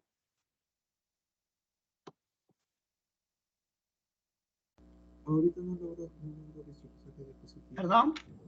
No se logra visualizar la diapositiva. Ya. Entonces voy a otra vez compartir para terminar esto. Este tema quizás recién lo ven, pero no es tan difícil. Ya. Lo que voy a intentar aquí es hacer un dibujo. Lamentablemente el sistema de la compatibilidad de la plataforma no permite usar los accesorios del PowerPoint. Pero tú tienes, por ejemplo, aquí una recta para ver cómo evoluciona un equilibrio. Lo voy a dibujar, ¿ya? Para que tengas más idea.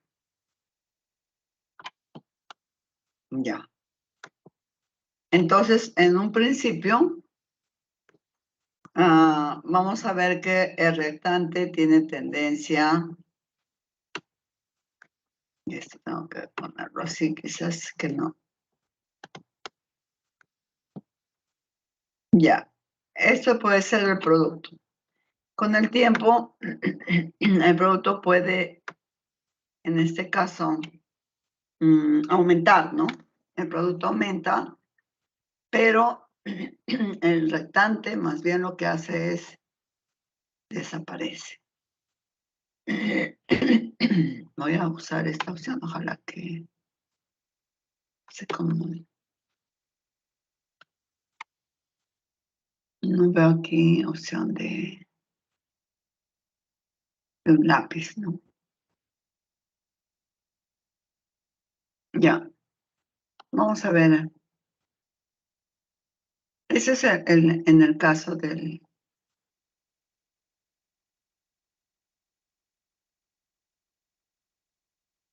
Ya. Llega un momento en que cuando está este producto en un equilibrio, este producto está aumentando.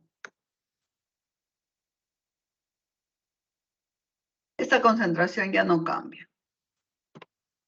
Ya no cambia, ¿no? O sea, se dice que aquí alcanzó el equilibrio. O sea, en este punto, en que estoy tratando de colocarlo aquí,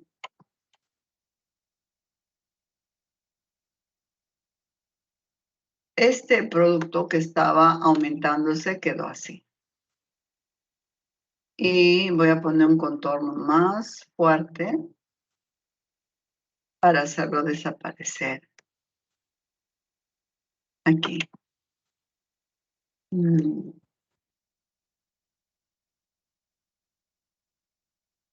Ya, o sea que este retante estaba en el tiempo aumentando el producto, porque el retante es otro comportamiento, ¿no? Si yo quiero decir el retante, tendría que ponerlo al revés. A ver, voy a intentar.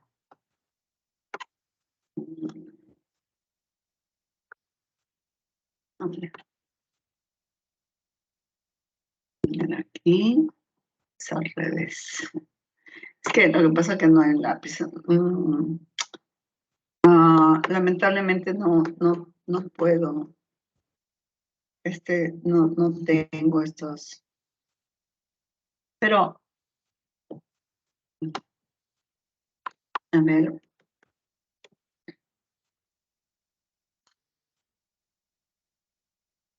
Vamos a ver aquí con otra. Esta aplicación. ¿Qué es esta aplicación, no? Ah, ya está. Ya. Ya, miren. Si este fuera el rectante, llega un momento en que este rectante aquí disminuye, ¿no? Pero, como ya llegó al equilibrio, entonces este es el equilibrio. Estos son los rectantes. ¿Están viendo, no es cierto, chicos? Mi gráfico. ¿Están viendo el gráfico, chicos? ¿Están viendo el gráfico que estoy tratando de hacer? Esto no es fuerte. Ya. Entonces, este es un gráfico donde yo tengo restantes que van disminuyendo, pero hay un momento cuando alcanza el equilibrio, aquí el producto va apareciendo, llega un momento en que tanto el restante del producto y la concentración no cambia. Entonces, ahí se dice que hay un equilibrio, ¿no? Por lo tanto, en este equilibrio que tiene reacciones reversibles, tanto el restante y el producto van a formar a su vez en doble sentido la reacción, pero cuando la velocidad de reacción directa igual a la velocidad inversa, entonces la concentración de reactantes no cambia y la de productos tampoco. Entonces, cuando se altera este equilibrio, a veces le aumenta la concentración de reactante, disminuye la concentración del producto, entonces el equilibrio responde para restituir su condición. Si dice, aumentó algo, ya sea temperatura, presión, en tu pensamiento tú tienes que decir, ya, lo contrario, aumentar, disminuye. Tienes que ir pensando que el equilibrio se desplaza, es donde disminuye lo que aumentó. Y si te dice disminuye presión, disminuye el producto, disminuye el restante, entonces en tu mente tú dices el equilibrio, lo contrario de disminuir es aumentar, entonces el equilibrio se va a ir hacia donde esté eso que se ha retirado para que se aumente. Las flechas tienen que ir en el sentido de la condición del equilibrio, ¿no? Como aquí les explicaba, si digo aumenta el volumen, tengo que disminuir volumen. Disminuyo volumen donde hay menos moles. Entonces, el equilibrio se tiene que disminuir. Si yo digo aumento el volumen, tengo que disminuir volumen. Y para disminuir volumen es el equivalente a aumentar presión. Con aumento de presión, disminuye volumen. Para aumentar presión, tengo que ver dónde hay más moles, ¿ves? 5 moles PBNRT, entonces 5 moles. Aquí voy a poner grande. Ya me pasé. Pero la ecuación PBNRT te ayuda a ti si te dicen moles, tú dices, la presión se aumenta cuando aumentas moles. Disminuye cuando disminuyes moles, porque es directo. Entonces, si tú quieres aumentar presión, anda donde hay más moles, 5 moles. Si tú quieres, en este caso,